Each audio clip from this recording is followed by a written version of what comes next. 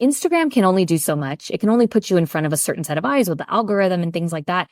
But media, there are media outlets out there that get millions of readers a month, right? And if you are on that platform and your face is there and your name is there and you are linked to, what I call legacy URLs like Business Insider, like Time Magazine, right? Like ABC.com, NBC.com, Google is going to start recognizing you as the expert in your industry. Why is building a business so hard? Why nobody buys my healing program? Why is everything so frustrating and overwhelming? What if there was a better way? Hi, I'm Nina Maglic. I'm a marketing coach and healer on a mission to help amazing healers like yourself improve marketing, get clients, and make money with less stress. On my new show, I will do what I love best, translating complicated marketing and business strategies into practical, actionable steps you can implement with ease and clarity. She Runs a Business is a new podcast for healers like yourself who want to create a profitable healing business that provides the best life transformations for your clients and gives you the freedom and flexibility to enjoy time with your loved ones. Take your seat at the table and let's get started. Welcome to She Runs a Business podcast. Hello, everybody. Welcome to the next episode of She Runs a Business podcast. Today, we have a very special guest, Marcedes Barba, who is a media coach and journalist, and she's going to share with us her expertise and experience in journalism and media, how to pitch media. Marcedes, thank you so much for being here. I'm so honored to have you on my show.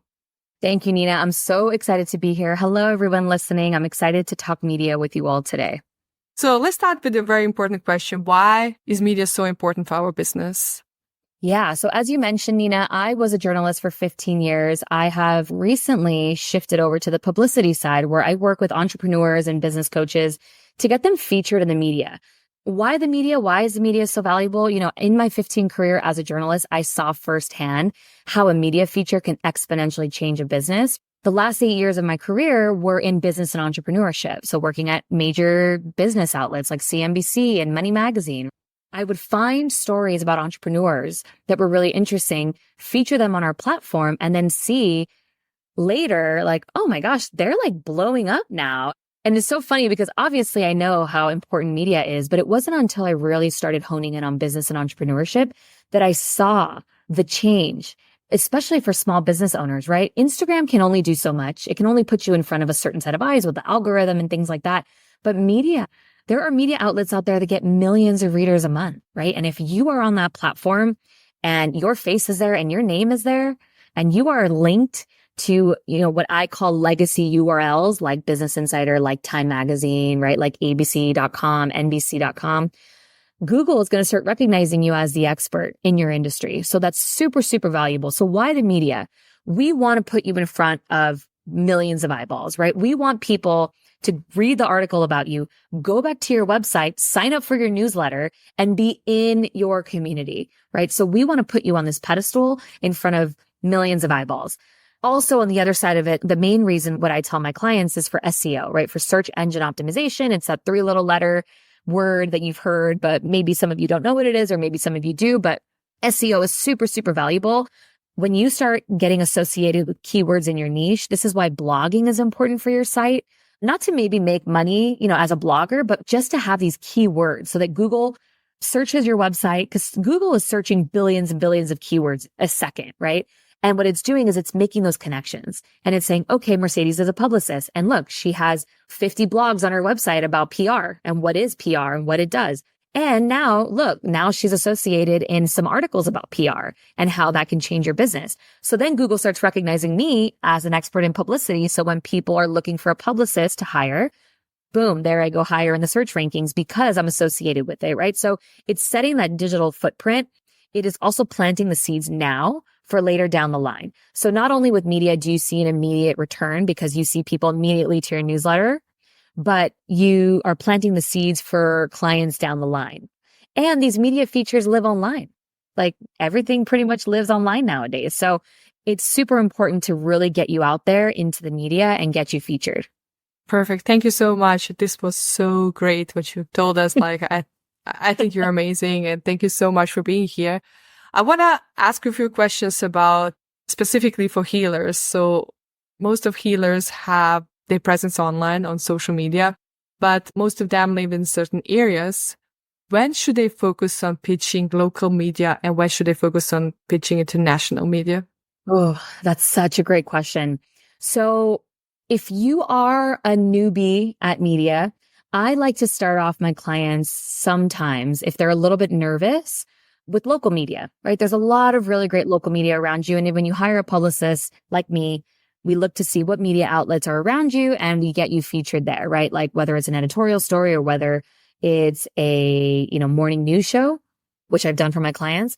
But, it's a really good way to get your feet wet. Let's say you are a healer, but it's only you. Let's say you work one-on-one with clients, right?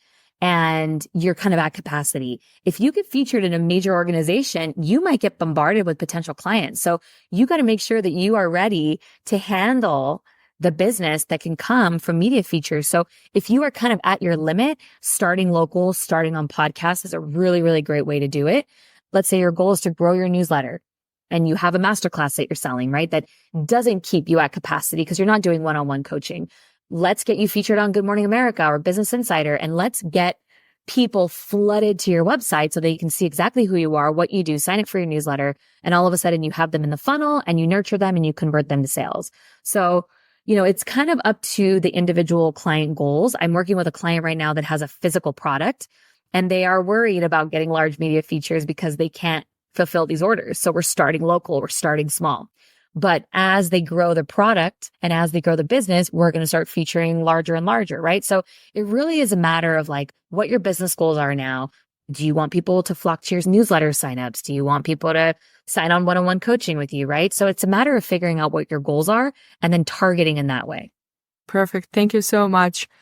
I want to ask you a few questions about pitching media. What is the best way to pitch media? Yeah, great question. So when you hire a publicist, you are essentially hiring their network, right? Because publicists, that's what they do. They make these connections with journalists and they get their clients featured because a lot of the times it is hard for someone to break through the email, wall and say, hey, it's me. I'm a new person. I know you don't know me, but I have a really great idea for you. But if you hire a publicist that has these connections, they have trust with the journalist, that's a really great way to get into it. But in order to start pitching, you really need to make sure that you have honed in on your message and your branding. Who is it that you serve? What is it that you do for them? What is the problem and what is the solution? And what actionable tips do you give to your clients that you could potentially share in an article without giving too much, right? Because we don't want to give away your 4-step method to success and not have people sign up for your masterclass, right? But you want to give them enough service so that you can get their attention, right? And put them in that funnel. So it is really important to do your research. I like to have my clients open up a Google Doc and put their dream media outlets, right? And I like to have them go on there and look at the stories that are being told, right? So if we look at Business Insider, they go with like these longer first-person headlines. They like the story, the aspirational, inspirational stories of like, here's why I quit my Fortune 500 job and now I'm helping, small business owners, blah, blah, blah. Like here are 3 things that I teach them. CNBC Make It likes numbers, for example. So if you have a 6-figure business or if you've interviewed 1,000 people on your podcast and here's the one thing that you've learned from them that could totally change their career, something like that has numbers and you can actually have kind of data behind it. That's super important. So you really have to make sure that you are doing research on the exact media outlet that you want to get into and really kind of hone your messaging per media outlet, right? Because a story that you're going to be pitching for Good Morning America is totally different from a story you're going to be pitching on Business Insider, right? Good Morning America is more lifestyle, right? More human interest. Business Insider is more business focused, right? So figuring out what branding the publication that you're working for, and also where does your target audience read? If you want to target these affluent clients, maybe they're on Forbes or Fortune or Bankrate, right? Or Business Insider. If you want to target, let's say single moms or stay-at-home moms, like maybe they're on the Today Show, right? Or Good Morning America or Oprah. So you really want to make sure that you are targeting the exact branding and clientele and where they read so that you can capture them as your clients later. Perfect. Thank you so much. I think you mentioned here very valuable things about being specific about message, who you target to, what media they read or they're engaged with. I want to ask you a few questions about what is no-go when we pitch media. What shouldn't we do at all when we pitch journalists? Yeah. So when you are getting started, definitely connect with journalists on LinkedIn. I think it's super, super valuable. As an entrepreneur, when I was a journalist, I would get so many messages on LinkedIn like, hey, Marcedes, my name is so-and-so, and I'm a healer, and I'm an entrepreneur, I'm this and that. Like, let me know if you ever have stories in your wheelhouse that I could speak to as an expert. I would get that all the time. I think a big no-no in this industry is bombarding people too many times. So if, let's say, you send an email on a Monday, you don't want to follow up on Tuesday morning, right? You want to give the journalist some time to respond to you because maybe they forgot, right? Or maybe they are interested, but if you bombard them too much, maybe they're going to kill the story, right? Like maybe they're like, oh, no, this person, like, I don't want to work with them. So you want to make sure that you have like a good email courtesy and manners, and you're not bombarding people. So if you send a pitch on a Monday, follow up a week later, right? Hey, it's me again. And if you don't get a response back, it's totally normal in this media world to not get a response because journalists get hundreds. I mean, I'm not even kidding. Especially nowadays with these programs like Maglic, right? Or these other ones, Prowly is another one. You can send email blasts, right? And so for me, when I was a journalist, I would know when it was an email blast and I would kind of ignore it because it's not directed to me. That's another big thing is you also want to personalize the email. So you want to say, hey, Marcedes, if you go on my LinkedIn, I think it says somewhere that I lived in New York and I went to NYU. Hey, Marcedes, oh my gosh, you lived in New York. So did I. You went to NYU. So did I, right? You want to kind of personalize it. Or, if you go on my Twitter and I'm very vocal about a favorite artist that I like or a musician, right?